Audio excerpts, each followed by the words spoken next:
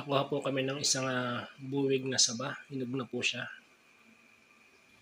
Nakuha po namin dyan sa tanim namin dyan sa labas na yan. Yan po inilaga na namin para may pang merienda naman. Makatikim naman ang saging na nilaga dito sa South Sudan.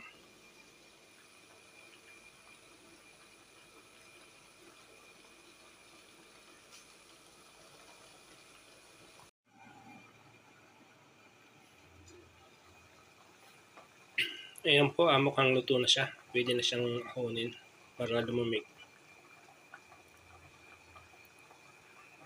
Tikman na po natin kung matamis ba siya.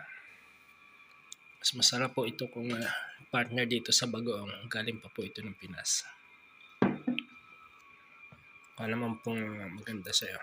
Ito po yung ngayon lang po makakakain na ulit ng nilagang saba dito pa sa South Sudan.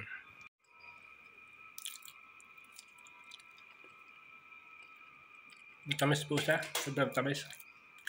Sarap.